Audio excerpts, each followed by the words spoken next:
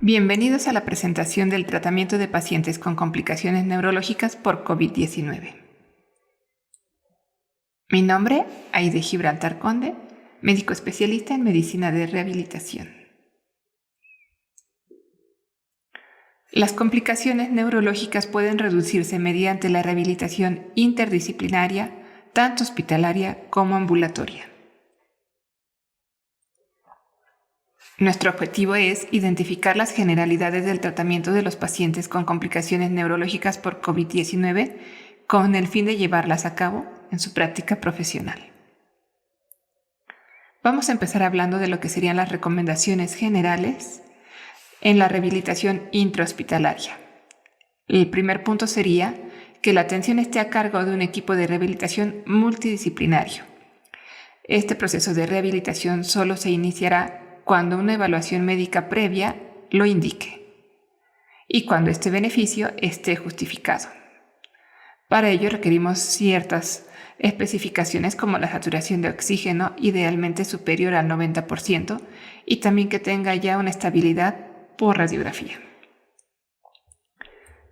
Será importante individualizar el tratamiento en base a ciertos objetivos que el paciente requiera y poder llevar a cabo su plan de tratamiento. En la imagen vemos lo que es la escala de Borg, que tiene que ver con la intensidad que ellos perciban acerca del ejercicio que están realizando. Y en la rehabilitación intrahospitalaria, esta escala de Borg tendrá que ser menor o igual de 3. Esto es equivalente a que lo sientan ligero, muy ligero, pero no deben de percibirlo como algo pesado.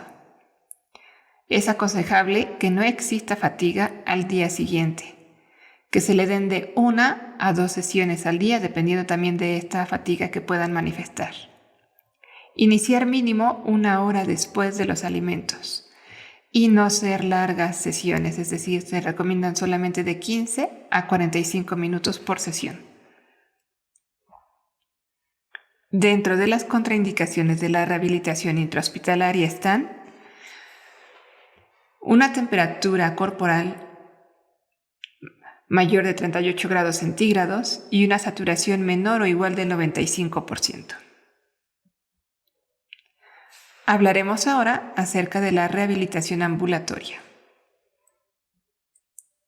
Dentro de las recomendaciones generales es realizar los procedimientos de rehabilitación en los centros de menor nivel de atención siempre que esto sea posible. Esto para poder acelerar su proceso y no tener que esperar a llegar a un segundo o tercer nivel para poder iniciar el tratamiento.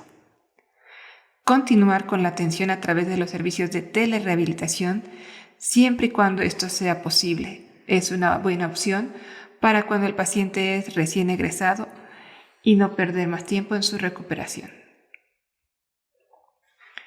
¿Cuáles son los objetivos de la rehabilitación? Por un lado, minimizar la pérdida de autonomía de los pacientes, es decir, que conserven esta independencia en las actividades de la vida diaria o si las perdieron, las recuperen lo más pronto posible. Podemos tener dolor nociceptivo o dolor neuropático. Para ambos casos hay que darle un tratamiento del dolor. Se ha visto que los pacientes con periodos de hospitalización prolongada por las desalineaciones que llegan a tener pudieran hacer cuadros de tendinitis o alguna lesión un poco más severa por la posición prolongada. También es importante dentro de los objetivos la educación del paciente, su familia, el realizar obviamente un ejercicio terapéutico que tiene que ver con un ejercicio que está dosificado, supervisado y adecuadamente prescrito por el médico rehabilitador. También será importante la reeducación de la marcha si es que esta está comprometida y el uso correcto de las ayudas técnicas, ya sea para facilitar una actividad de la vida diaria o un auxiliar para la marcha.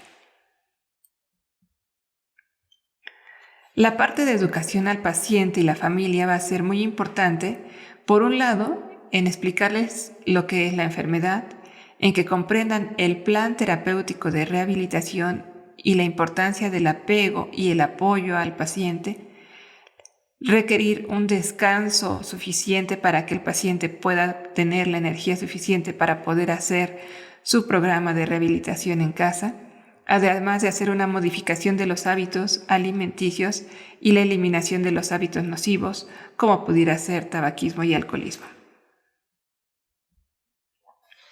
Tenemos criterios para suspender la rehabilitación. Uno de ellos sería que la temperatura corporal esté por arriba de 37.2 grados centígrados, que haya persistencia de síntomas respiratorios y fatiga post-descanso, que manifiesten dolor precordial o torácico tipo opresivo, que manifiesten palpitaciones, cefalea, mareo, visión borrosa o como tal una intolerancia al ejercicio. Debemos de estar siempre monitorizando a nuestro paciente durante la sesión y tenemos contraindicaciones para poder llevar a cabo este proceso. Uno de ellos es la saturación menor o igual del 95%, una frecuencia respiratoria mayor de 30 respiraciones por minuto, una presión arterial menor de 90-60 milímetros de mercurio o mayor de 140-90, una frecuencia cardíaca mayor de 100 latidos por minuto o alguna comorbilidad que impide el ejercicio terapéutico. Pudiera ser tal vez la trombosis venosa de un miembro pélvico y entonces en ese caso en particular habría que inmovilizar esa región, pero habrá que seleccionar algún programa que pudiera realizar sin que contraindique o que incremente las complicaciones del paciente.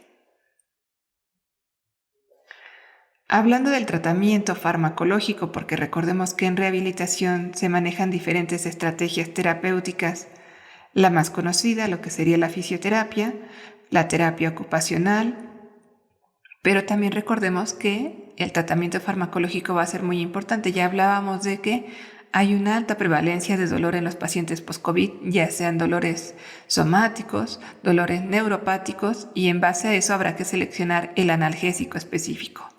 Si es un dolor de origen musculoesquelético, pues podemos manejar antiinflamatorios no esteroideos.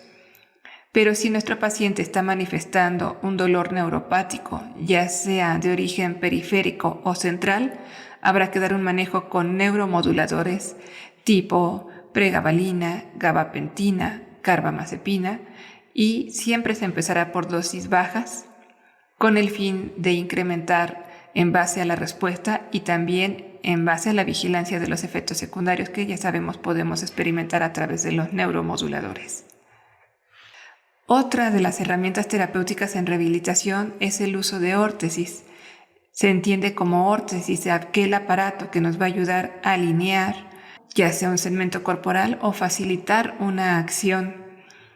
Dentro de las más frecuentes que ocupamos en el paciente con daño neurológico post-COVID están las férulas, también llamadas órtesis, en este caso de tobillo-pie, el que vemos en la imagen, donde van a facilitar el que se mantenga el tobillo alineado, es decir, ya sea porque tenga un daño periférico o porque tenga un daño central, pero que no haya un control del movimiento del tobillo, podemos poner este tipo de órtesis para facilitar la marcha.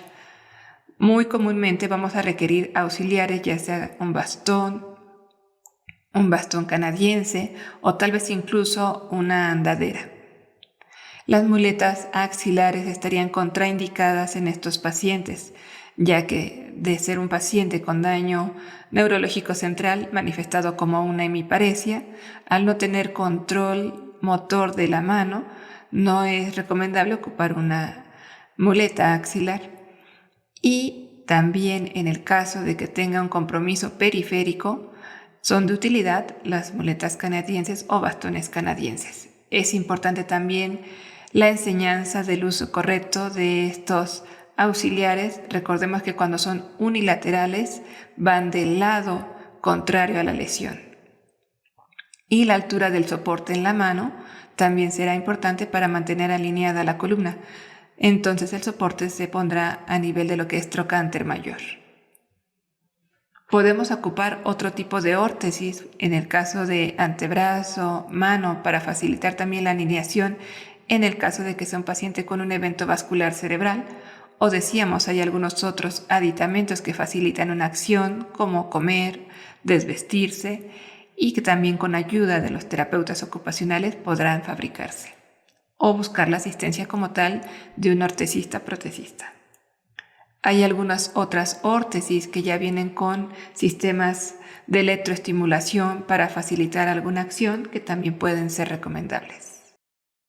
Dentro de los tratamientos complementarios es importante recalcar que no todo es a través de ejercicio o alguna actividad específica, sino también es importante buscar la terapia recreativa, donde el paciente puede tener satisfactores emocionales, un poco de terapia conductual, y la psicoterapia será importante para que este tratamiento se lleve a cabo con un adecuado apego. Hemos visto la alta frecuencia de trastornos conductuales o alteraciones del estado de ánimo en los pacientes post-COVID, incluso en aquellos que han estado con cuadros leves, y por lo mismo será importante pedir el apoyo de nuestros psicólogos para poder dar este manejo, ya sea como terapia individual o incluso familiar. Y de esta manera facilitar el apego al tratamiento de rehabilitación, que para obtener unos resultados satisfactorios será muy importante la participación activa del paciente y su familia. Y recordemos que también los pacientes con daño neurológico pudieran tener alteraciones en el lenguaje o en la deglución.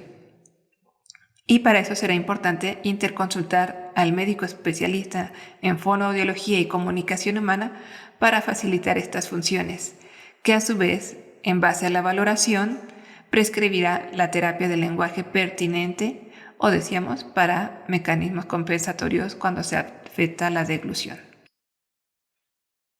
Es a través de estos diferentes aspectos que se engloban en el paciente con daño neurológico que esperaríamos poder rehabilitar a nuestro paciente. Muchas gracias.